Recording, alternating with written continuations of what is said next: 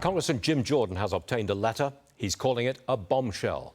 It was sent from then Vice President Biden to Devon Archer, Hunter's business pal.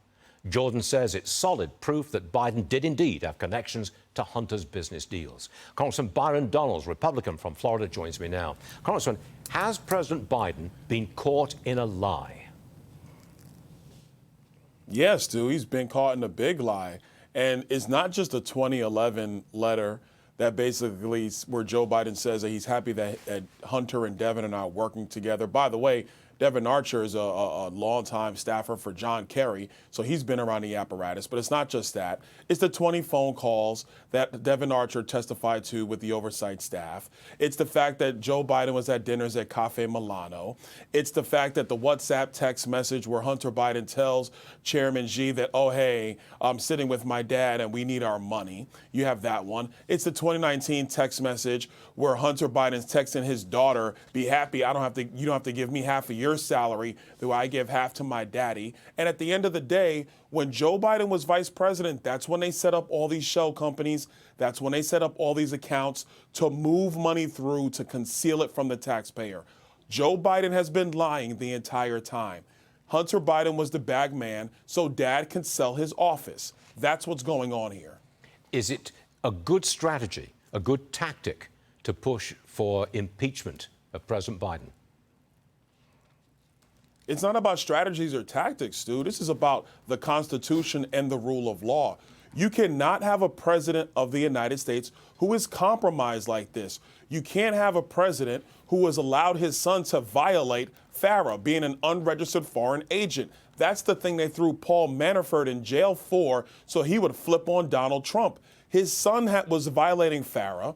They stuck it in this plea deal. Only reason why we found out they stuck it in the plea deal is because the judge started asking questions.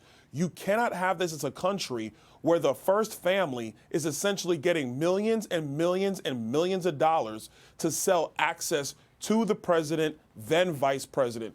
Don't sit here and tell me that the $30 million or $40 million that this family has received over the last 6 years has all been paid for just because they got a prosecutor fired in Ukraine. I don't believe it, and neither does anybody else. I'll change the subject and ask you to take a look at these headlines. It's about Florida. Florida's been getting a lot of negative press since DeSantis announced his presidency. A lot of it coming from the New York Times. All of those are in the Times. Congressman, the media, it seems to me, that they're trying to soften up DeSantis and Trump. They're both Floridians. Soften them up before the election. Yeah, that's the MO of the Times. I mean, look, it's funny that the New York Times will report about how bad Florida is when you're at the New York Times building, you're having to dodge people and try to find safety every day that you're there. They suck. They're a bad press organization. They've covered up so many things over the years. They're covering up this Biden mess. Of course they're going to go after Florida, but here's the problem, Stu.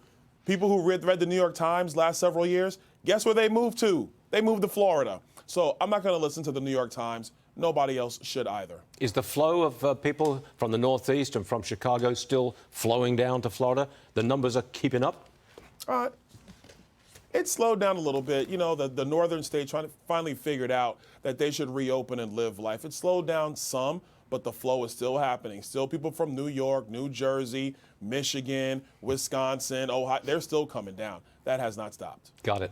Congressman Byron Donalds, Republican from the great state of Florida. Thanks for joining us, sir. Always appreciate it.